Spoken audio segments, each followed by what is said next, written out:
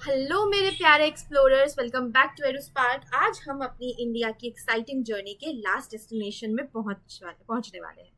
अब तक हमने देखा पंजाब के हरे भरे प्लेन्स, राजस्थान का गर्म डेजर्ट, उड़ीसा का ब्यूटीफुल कोस्टल रीजन, लेकिन आज हम चलेंगे एक ऐसी जगह जहां हवा बिल्कुल फ्रेश होती है, जहां क्लाउड्स कभी कभी घर के बिल्कुल पास आ जाता है, जहां बर्फ से ढके पहाड़ सूरज की रोशनी में सोने की तरह चमकता है। गेस करो कौन सी जगह है?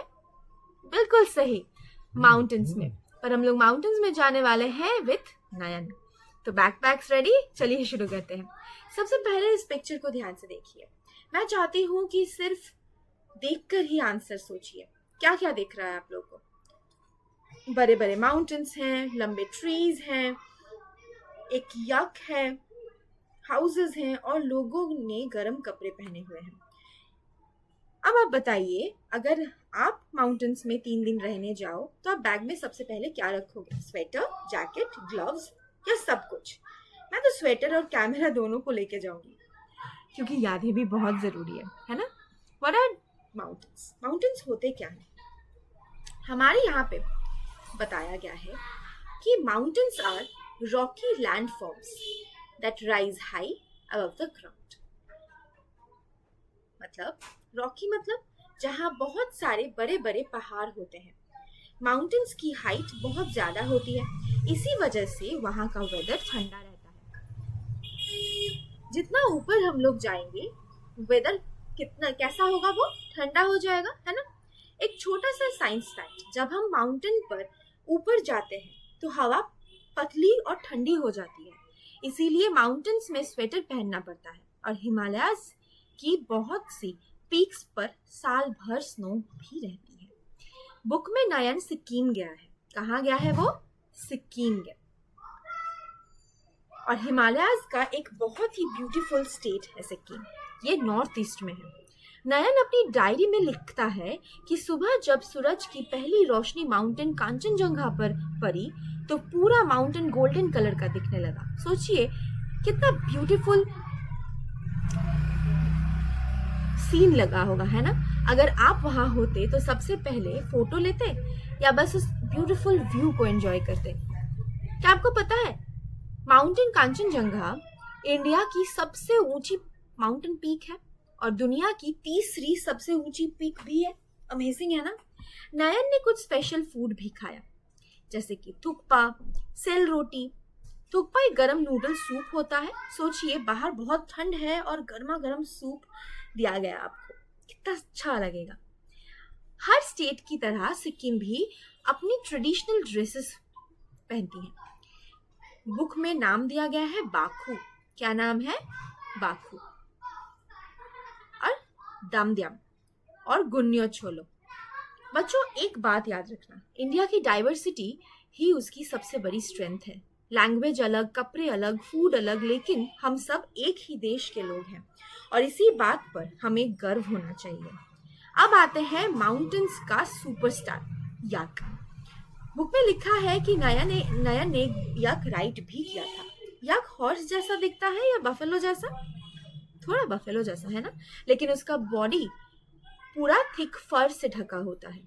ये थिक फर उसे ठंड से बचाता है। इसी को एडाप्टेशन कहते हैं। मतलब नेचर ने एनिमल्स को ऐसे फीचर्स दिए हैं जिससे वो अपनी जगह पर आसानी से सरवाइव कर सकता है। अब हम लोग ट्रीज के बारे में जानेंगे कि सिक्किम में कौन से ट्रीज देखने को मिलते हैं। पाइन, ओक, वॉलनट और चेस्टनट ट्रीज भी दिए गए हैं। क्वेश्चन, क्या आपने कभी क्रिसमस ट्री देखा है? उसके जैसे ट्री ही पाइन ट्री होता है। ये माउंटेन्स में बहुत मिलते हैं। अब यहाँ पे बोला गया है लूसोंग और नामसूंग के बारे में।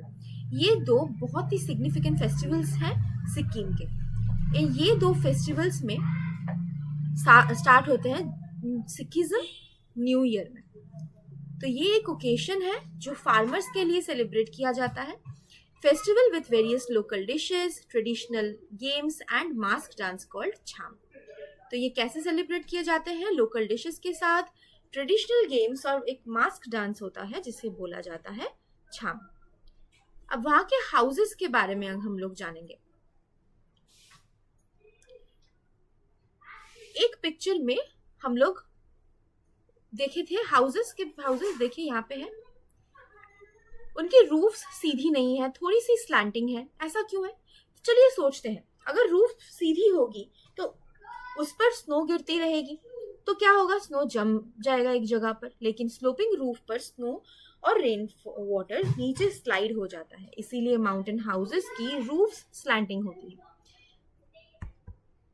अब एक इम्पॉर्टेंट पॉइंट, माउंटेन्स ब्यूटीफुल होते हैं, लेकिन कभी कभी रेनी सीजन में लैंडस्लाइड्स भी होते हैं। लैंडस्लाइड मतलब माउंटेन का कुछ हिस्सा या मिट्टी और पत्थर नीचे गिरने लगता है, इसी वजह से रोड्स ब्लॉक हो सकती हैं। इसीलिए माउंटेन एरियाज में लोग वेदर अपडेट्स को ध्यान से फॉलो करते हैं। अगर कभी नेचुरल डिजास्टर आए तो हमें क्या करना चाहिए? पैनिक बिल्कुल नहीं, हमें टीचर्स, पेरेंट्स और रेस्क्यू टीम्स की बात ध्यान से सुननी चाहिए। सेफ्टी सबसे पहले है। तो बच्चों, अब देखते हैं किसने पूरा चैप्टर ध्यान से पढ़ा। पंजाब किस लैंडफॉर्म में आता है? प्लेन्स। कैमल को क्या कहते हैं? Ship of desert. फिशिंग किस रीजन में होती है? Coastal region. जगन्नाथ टेम्पल किस स्टेट में है? उड़ीसा। याक कहाँ मिलता है? माउंटेन्स। माउंटेन हाउसेस की रूफ स्लैंटिंग क्यों होती है? स्नो और रेन वाटर इजीली नीचे आ जाए इसलिए। एक्सीलेंट। और यहाँ पे आपको जगह दिया गया है क्या बनाने के लिए? लैंड फॉर्म बनाने के लिए, जो आपके आसपास आप लोगों को देखने को मिलता है। जैसे कि जिस टाइप के लैंड फॉर्म होते हैं, लोग कैसे हैं, professions, food, houses, plants, animals, ये सब आपको यहाँ पे ड्रॉ करने बोला गया है। यहाँ पे आपको लाइफ कंपेयर करना है माउंटेन्स के साथ और प्लेन्स के साथ। मतलब माउंटेन्स में जो लोग रहते हैं और प्लेन्स में जो लोग रहते हैं, और वहाँ के डिफरेंट टाइप्स के जो ट्रीज हैं, एनिमल्स, हाउसिंग कैसे हैं, clothing, food, festivals, art forms, ऐसे ही आपको अलग अलग प्लेन्स में कैसे होते हैं, डिजर्ट में कैसा होता है, कोस्टल एंड माउंटेन्स में कैसा होता है, ये सब आपको लिखकर कंपेयर करना है। यहाँ पे आपको ड्रॉ करना है और डिजाइन करना है लैंड फॉर्म, कैसे कंबाइन करके आपके फेवरेट जो फीचर्स, मतलब mountains, plains, coasts and deserts में से आप लोगों को कौन सा चीज अच्छा लगा है, उन सबको एक साथ कंबाइन करके आपको एक फेवरेट सा अपना ड्राइंग बनाना है। आपने क्यों ये फीचर्स चूज किया? मतलब माउंटेन्स के अगर आप पहाड़ चूज कर रहे हो तो आपने क्यों ये चूज किया, या आपको यहाँ पे ये लिखना है। प्लेन्स से अगर कुछ चूज किया है तो क्यों, रीजंस लिखने हैं। How does each feature benefit people, animals और प्लांट्स। जो फीचर्स आपने चूज किया है उससे लोगों को, एनिमल्स को, प्लांट्स को क्या क्या बेनिफिट्स मिलेंगी। और थर्ड है, क्या क्या डिफिकल्टीज लोग फेस करेंगे इस लैंडफॉर्म में रहने से। ठीक है, तो आज हमने बहुत ही इम्पोर्टेंट सी बात सीखी।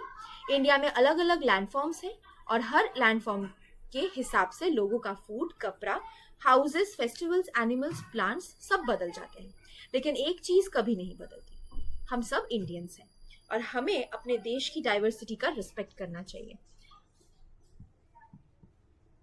तो मेरे प्यारे चैंपियंस, आज हमने चैप्टर 9 को पूरा कंप्लीट कर लिया है। अगर आज की क्लास से आपको कुछ नया सीखने को मिला है तो वीडियो को लाइक करिए, अपने स्कूल फ्रेंड्स के साथ शेयर करिए, और अगर आप कभी अभी तक एडुस्पार्क फैमिली का हिस्सा नहीं बने हैं तो ज़रूर सब्सक्राइब करिए। कमेंट में ज़रूर बताना कि आपको कौन सा लैंडफॉर्म सबसे ज़्यादा पसंद है। मैं आपके कमेंट्स का वेट करूँगी। तब तक के लिए मिलते हैं नेक्स्ट वीडियो में। कीप लर्निंग, कीप स्माइलिंग और हमेशा क्यूरियस रहो।